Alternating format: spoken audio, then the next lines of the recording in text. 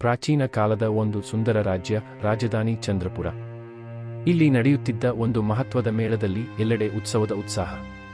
ಸ್ತಬ್ಧವಾದ ಅಂಗಳದ ನಡುವೆ ನಿಶ್ಬದ್ಧತೆಯಿಂದ ನಡೆಯುತ್ತಿದ್ದಳು ಮಹಾರಾಣಿ ಸಂಜನಾ, ರಾಜನ ಮುದ್ದು ಮಗಳು. ತಮ್ಮ ಆತ್ಮವಿಶ್ವಾಸ, ಶೀಲ ಮತ್ತು ಪ್ರಜಾಪ್ರೇಮದಿಂದ ಹೆಸರಾಗಿದ್ದಳು. ಅದೇ ಸಮಯದಲ್ಲಿ ಮೇಳದಲ್ಲಿ ಕೆಲಸ ಮಾಡುತ್ತಿದ್ದ ಅರ್ಜುನ್ ಎಂಬ ಒಬ್ಬ ಸಾಮಾನ್ಯ ಕಾರ್ಮಿಕ ಹುಡುಗ ತನ್ನ ಪಿತೃವ್ಯಾಧಿಗೆ ಔಷಧ ಕೊಂಡುಕೊಡಲು ಹಣ ಜಮೆ ಮಾಡುತ್ತಿದ್ದ. ಅವನು ಇವರೆಲ್ಲವನ್ನೂ ಗಮನಿಸದೆ ತನ್ನ ಕೆಲಸದಲ್ಲಿ ತೊಡಗಿದ್ದ. ಆದರೆ ಸಂಜನಾ ಕಣ್ಣಿಗೆ ಅವನ ಕಠಿಣ ಪರಿಶ್ರಮ, ಸತ್ಯನಿಷ್ಠೆ ಮತ್ತು ಸರಳತೆಯೊಳಗಿನ ವೈಭವ ಬಿಟ್ಟಿತ್ತು. ಒಂದು ದಿನ ಆಕೆ ಆತನ ಬಳಿ ಬಂದು ಮಾತನಾಡಿದಳು. ನೀನು ಎಲ್ಲಿ ಓದಿದ್ದೆ? ನಿನ್ನ ಮಾತುಗಳಲ್ಲಿ ಗಂಭೀರತೆ ಇದೆ. ಅರ್ಜುನ್ನಗೆ ತೋರಿ ಹೇಳಿದ.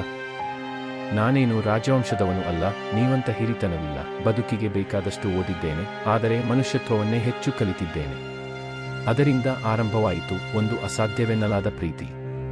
ಇಬ್ಬರ ಜೀವನ ಶೈಲಿ ಭಿನ್ನ, ಆದರೆ ಹೃದಯ ಒಂದೇ. ಆದರೆ ರಾಜಮನೆತನಕ್ಕೆ ಇದೊಂದು ದೊಡ್ಡ ಅಪಮಾನವಾಗಿತ್ತಂತೆ.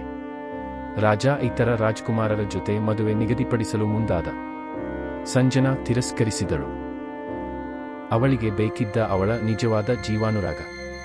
ರಾಜನಿಗೆ ಉನ್ನ ಧೈರ್ಯ, ಶುದ್ಧತೆ, ನಿಷ್ಠೆ ಗೊತ್ತಾದಾಗ ಅವನು ತನ್ನ ಭದ್ರತಾ ಪಡೆಗೆ ಸೇರಿ ಬದುಕು ಕಟ್ಟಿಕೊಳ್ಳುತ್ತಿದ್ದುದನ್ನು ನೋಡಿ ಅವನು ಒಪ್ಪಿಕೊಂಡ.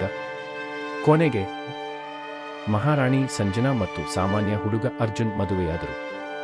ಈಗ ಅವರು ಇಬ್ಬರೂ ಆ ರಾಜ್ಯವನ್ನು ನಿಷ್ಠೆಯಿಂದ ಆಡಳಿತ ನಡೆಸುತ್ತಿದ್ದಾರೆ, ಪ್ರಜಾಪ್ರಿಯರಾದ ರಾಜಕೀಯ ದಂಪತಿಯಾಗಿ.